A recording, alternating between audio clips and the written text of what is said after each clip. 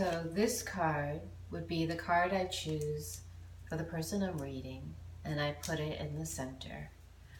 Then, after I do that, I shuffle the deck, and I do this 3 times. If the person is there, you could say, when you feel I've shuffled enough, I'm a terrible shuffler, ask me to stop. Or you might just feel it yourself when they're there, you could feel it. When I do it over the phone or video, I usually ask the person to tell me when to stop shuffling. Then with my left hand, I take the deck, and to the left, I cut the deck 3 times. The past, the present, the future. And then I gather them with my left hand. Of course, it's difficult today because I just got my nails done. Come on, Karen. And I put them together. Usually I don't do it on the stone floor. And that's cutting the deck. You go to the left. The left is the direction of the unknown. So you shuffle them. And then I'll probably have problems again. Cut the deck 3 times. The past, the present, the future. Yeah, I told you. This should look a lot prettier. And so you do that 3 times. This won't be a reading. This will just be a card placement. So you could see how cards are placed and the meanings of the places. So I'm not really thinking or doing, or this doesn't mean a reading. It's just placement. So the first card after you do your shuffling is the card that covers the reader. And this card, I'll do it this way. I don't know why I did it that way. This card covers, this is the energy of the reading.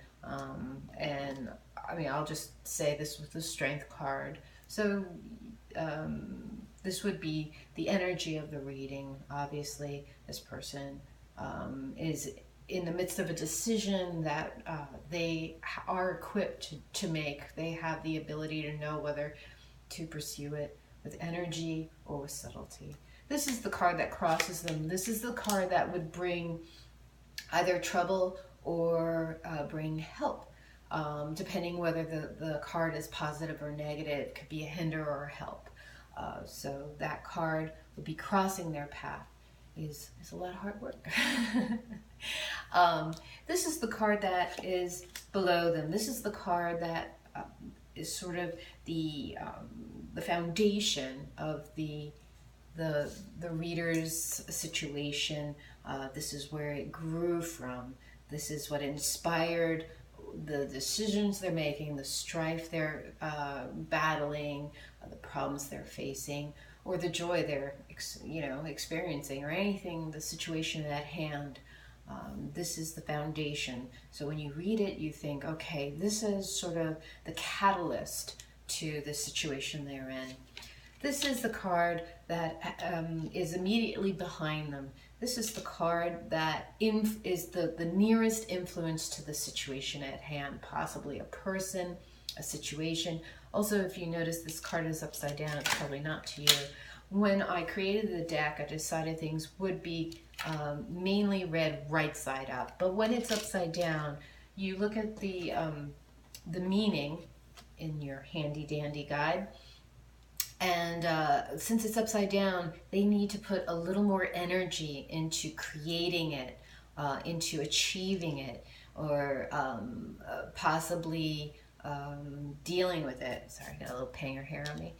So it's like if it's a very positive card and it's upside down, then maybe they need to work toward that. The situation is there. They just need to find their way there, or they need to change some behavior to obtain that happiness or that positive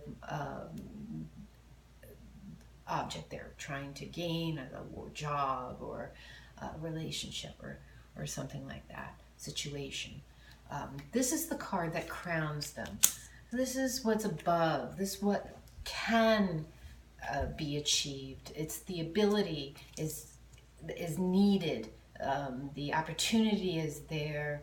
they just need to reach out and grab it, or they need to consider that possibly that's not something that they need to grab. Or, is it upside down? Is it right side up? Is it a positive or negative that's hanging over them? If it's negative, maybe that is what they're used to achieving, and then maybe they need to reassess and reach for something positive instead of negative. This is the card that they face. This is the card that is in their near future. This is the card that will come to pass, so be prepared, or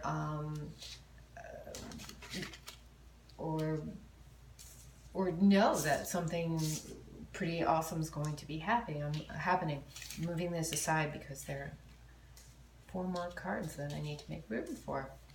This is the card that represents sort of their dreams, their desires that are connected with this situation.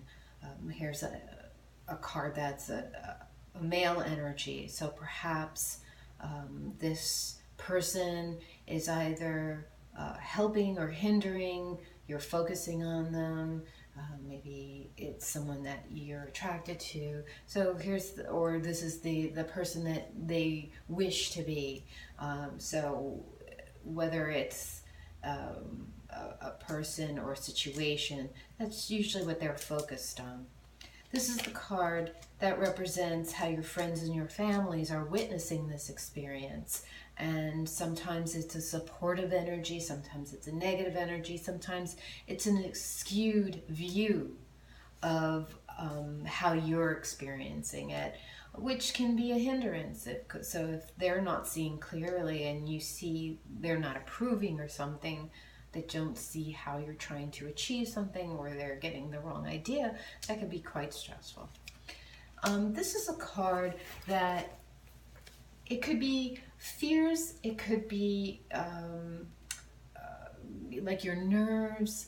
If it's a positive card, possibly you fear that happiness won't ever happen, that cheerfulness. So this is a card I read that is like, what do they need to reach to the top? Because the last card goes here.